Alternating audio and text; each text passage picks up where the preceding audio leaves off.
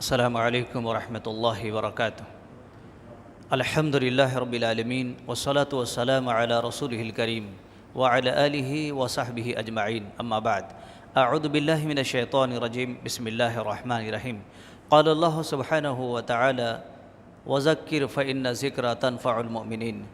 سب تعریف اللہ تبارک و تعالیٰ کے لیے ہے جس نے ہمیں اور آپ کو سب کو اس دنیا کے اندر اپنی عبادت کے لیے پیدا فرمایا ہے، اور بے شبہ درود و سلام کا تحفہ نازل ہوں محمد رسول اللہ صلی اللہ علیہ وسلم کے ذات گرامی پر، جن کی پیروی کرنے کے لیے اللہ تبارک و تعالیٰ نے ہم تمام لوگوں کو ایک بڑی عظیم پیغام دیا ہے کہ محمد صلی اللہ علیہ وسلم کی پیروی کریں۔ میرے اسلامی بھائیوں اور ساتھیوں، آج کے اس نماز تراویح کے اندر الحمدللہ ثم الحمدللہ دو سورتوں کی تلاوت کی گئی ہے، ایک سورہ حجر کی اور دوسری سورت سورہ نحل کی۔ ان دونوں سورتوں کے اندر اللہ تبارک و تعالیٰ نے بڑے اہم اور خاص پیغام سنایا ہے۔ ابھی ہمارے اور آپ کے بیچ میں قرآن مجید کی تلاوت ہوئی۔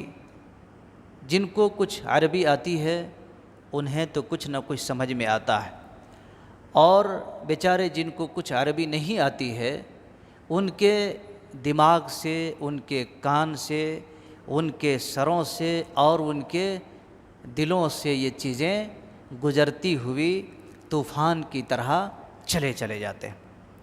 یہی وجہ ہے کہ اس 1 گھنٹے کے بعد اس کا جو ملائی بولتے ہیں، اس کا لب لباب، یا یوں کہیے اس کا مکھن جو بتائی جاتی ہے، یہی وجہ ہے کہ کم سے کم جو خاص اور چیدہ جو باتیں ہوتی ہیں وہ بتا دیا جائے اردو زبان میں، تاکہ انسان کو پتہ چلے کہ ہاں فلاں پیغام آج کے تلاوت کے اندر گزری ہے۔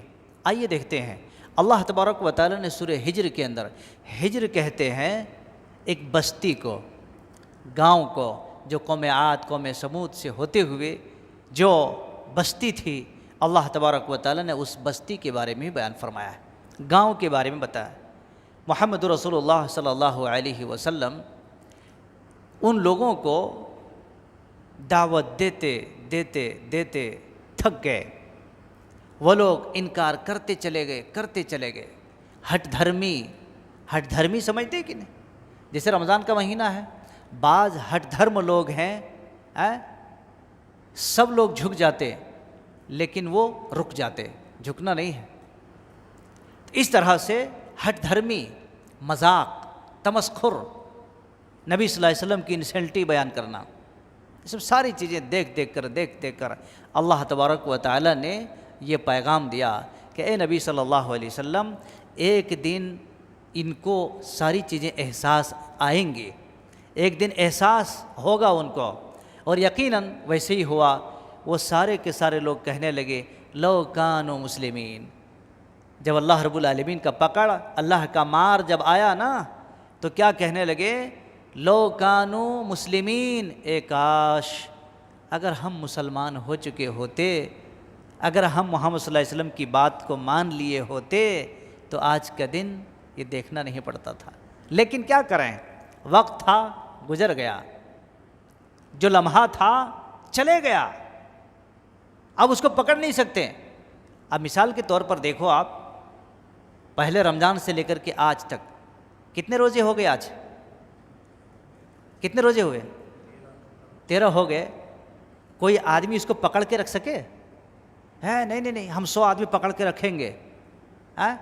بھائی، کسی چیز کو کھنڈ کرنا، کسی چیز کو اس کو ڈسمیٹل کرنے کے لیے آدمی اگر کچھ لگ گئے 10-5 لوگ تو اس کو برباد کر کے چھوڑتے ہیں، لیکن اس کو کوئی برباد کر سکتا ہے؟ اسپیڈ سے آیا، اسپیڈ سے چلے جا رہا ہے، پتہ نہیں چل رہا ہے۔ تو ویسے ہی اس کے پاس جو وقت ملا تھا اس کو استعمال نہیں کیا، بعد میں کیا ہوا؟ دل میں یہ احساس کرنے لگے کاش اگر ہم بھی مسلمان ہوئے ہوتے تو کتنا اچھا ہوتا تھا۔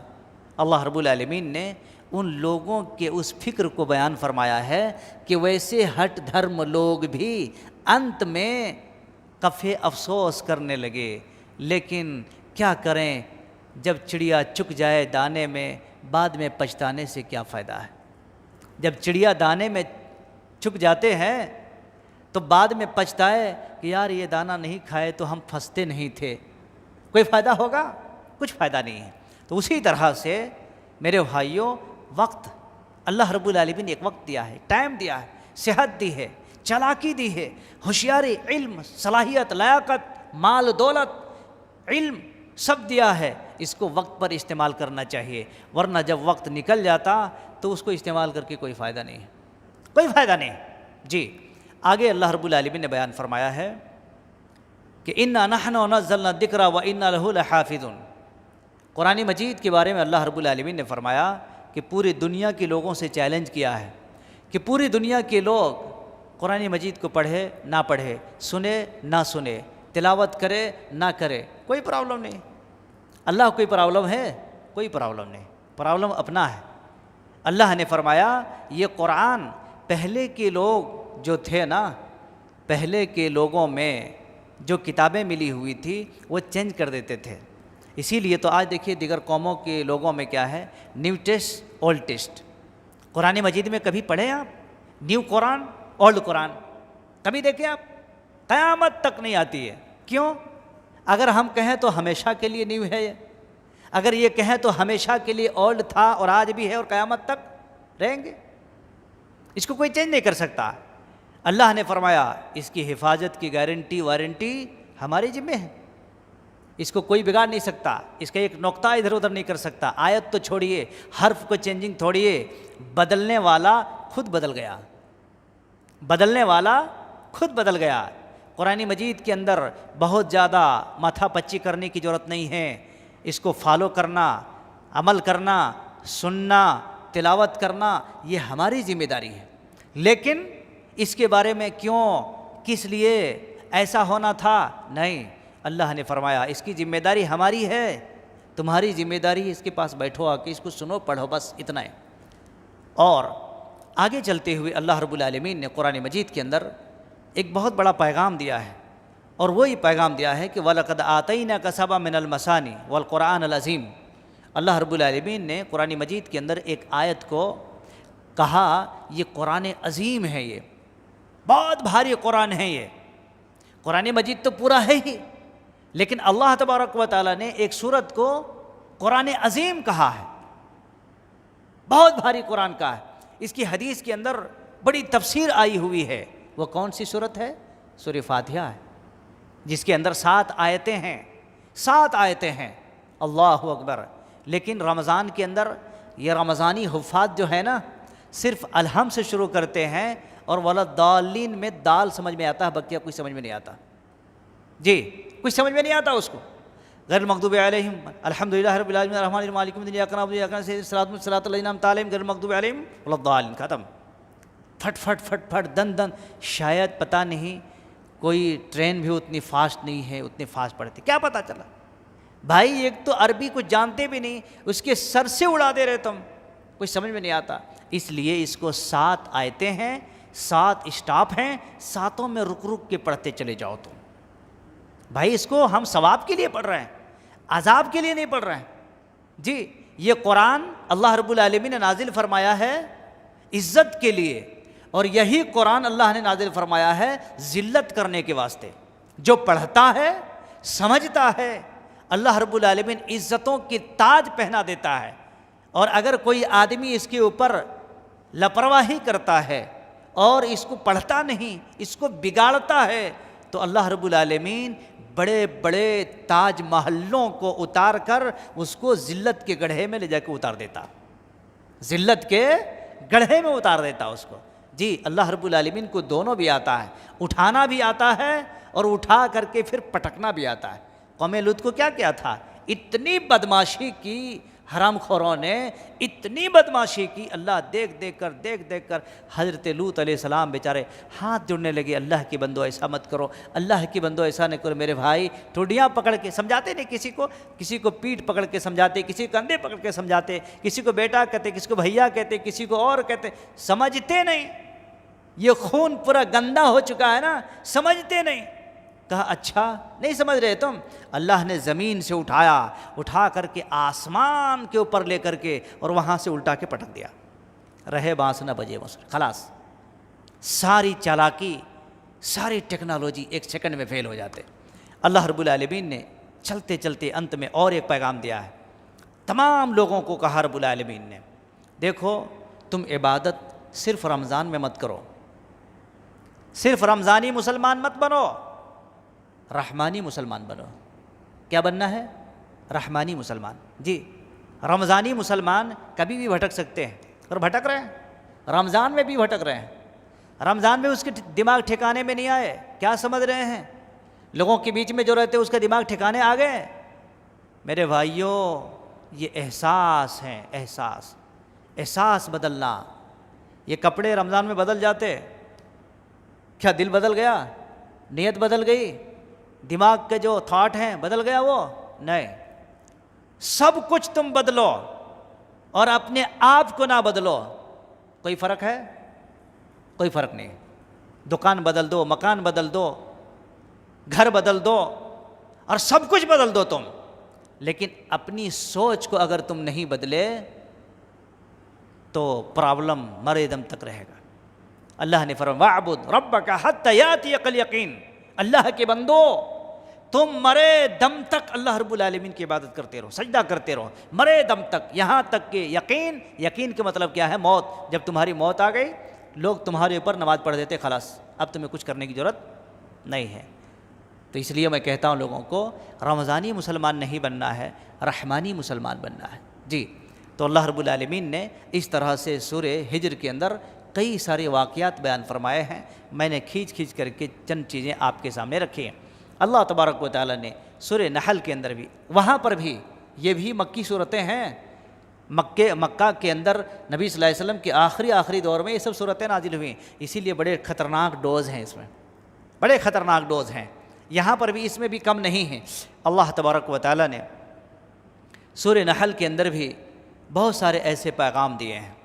رب العالمین نے بہت سارے ایسے جانوروں کو بیان کیا ہے، جانوروں کے سلسلے میں، اور اللہ تعالیٰ نے یہ پیغام دیا ہے کہ میں نے یہ سب سارے جانور پیدا جو کیے ہیں لوگوں کے لیے، اپنے بندوں کے لیے، کسی کا گوشت کھاتا، کسی کے بار برادری کے کام لاتے، کسی سے کچھ سامان ڈھونے کے لیے، ادھر سے ادھر پارسل کرنے کے لیے کام کرتے ہیں۔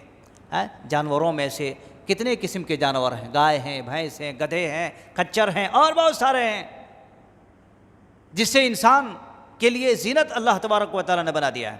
بعض جانور ایسے ہیں جس کا دودھ آدمی پیتا ہے، جی خالی دودھ پیتے مزے کے لیے، گائے کا دودھ ہے یا بھینس کا دودھ ہے، بس اتنے۔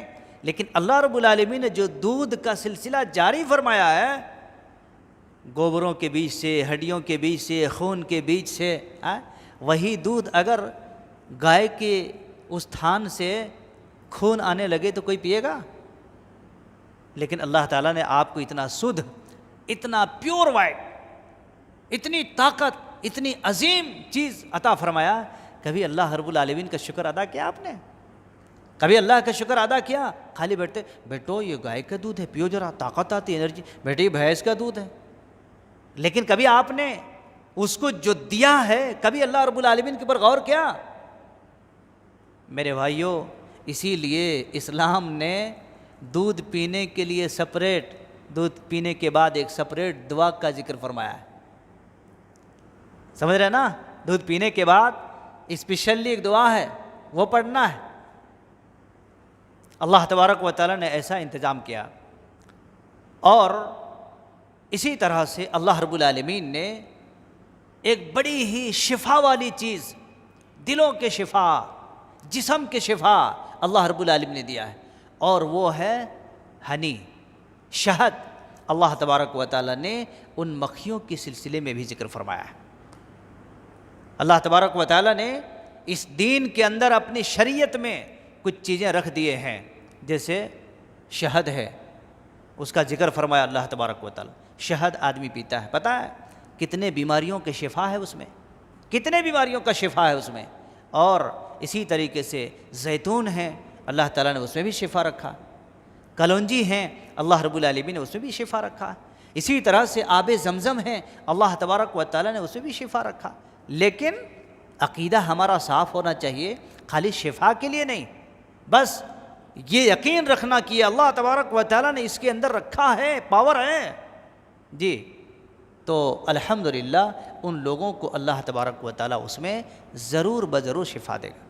حضرت ابراہیم علیہ السلام کے بارے میں اللہ رب العالمین نے فرمایا ہے سورہ نحل کے اندر، ابراہیم علیہ السلام کو اللہ نے کہا وہ بہت زیادہ اللہ کا شکر کرنے والا تھا، بہت زیادہ اللہ کا شکر کرنے والا تھا، سب سے زیادہ اللہ کا شکر کرنے والا۔ اسی لیے اللہ رب العالمین نے حضرت ابراہیم علیہ السلام کے سلسلے میں بیان فرمایا کہ ابراہیم اکیلا ہیں، اکیلا تھے، لیکن ایک پوری امت تھے، پوری امت۔ آپ سمجھو اگر شہر کوتہ گوڑم کے اندر ایک ہی آدمی ہے، کوئی بھی نہیں، کوئی بھی نہیں، ایک آدمی ہے، اور اس ایک آدمی کے بارے میں اللہ کہہ دے اس شہر کوتہ گوڑم کے اندر ایک آدمی ہے جو پورے لوگوں میں اگرچہ وہ نہیں ہے لیکن یہ کافی ہے اکیلا، کیا سمجھیں گے ہم اور آپ؟ اللہ تبارک و تعالیٰ نے حضرت ابراہیم علیہ السلام کو کہا یہ پوری امت ہیں، اکیلا نہیں ہے ابراہیم، تم اکیلے نہیں ہو، پوری امت ہو۔ دوستو اللہ تبارک و تعالیٰ نے یہ سب سارے واقعات بیان فرمائے ہیں تاکہ لوگ اس کو سمجھے، اپنے آپ کو اپڈیٹ کرے اور قرآن کے اوپر توجہ دے، قرآن کو اپنے گلے سے اپنے سینے سے لگائے، اس کی باتوں کو جب سنے تو انسان کا دل دہل جائے، نرم پڑ جائے اور اللہ رب العالمین کی طرف مائل ہو جائے۔ یہ سب ساری باتیں ہیں، بہرحال یہ چند باتیں میں نے آپ کے سامنے رکھی۔ چلو اللہ سے دعا کرتے ہیں، اللہ رب العالمین سے میری دعا ہے کہ مولا کریم پاک پروردگار آپ کو، ہم کو، مسلمانوں کو اور دوست احباب کو قرآن مجید سے جو ہمیں تعلیم اور سبق ملتا ہے، اللہ تعالیٰ ان تمام چیزوں کے اوپر تدبر کے ساتھ، تفکر کے ساتھ رب العالمین سنتے ہوئے اس کو عملی جامہ بنانے کی توفیق عطا فرما، عملی جامہ پہنانے کی توفیق عطا فرما۔ الہ العالمین ہمارے بھائی، دوست، احباب اور خواتین قرآن مجید کی جو تلاوت سنتے ہیں، اس کی مفہوم اور اس کا خلاصہ کلام بھی سنتے ہیں، اللہ ان تمام چیزوں کے عوض میں اور اس کے بدلے میں اللہ ہم سب کو جنت الفردوس میں جگہ نصیب عطا فرما، اور اللہ تعالی ہم سب کے گناہوں کو معاف فرما، ہم سب کی غلطیوں کو درگزر فرما۔ رب العالمین ہم لوگوں کو آپس میں اتحاد اور اتفاق کی زندگی جینے کی توفیق عطا فرما۔ رب العالمین ہر قسم کی خلیش، نفرتیں، عداوتیں اور آپس کے جتنے بھی اختلافات ہیں، رب العالمین اس کو دور کرنے اور باہم شیر و شکر ہو کر زندگی گزارنے کی توفیق عطا فرما۔ وأقول قولي هذا واستغفر الله لي ولكم ولسائر المسلمين وآخر دعوانا الحمد لله رب العالمين، والسلام علیکم ورحمۃ اللہ وبرکاتہ۔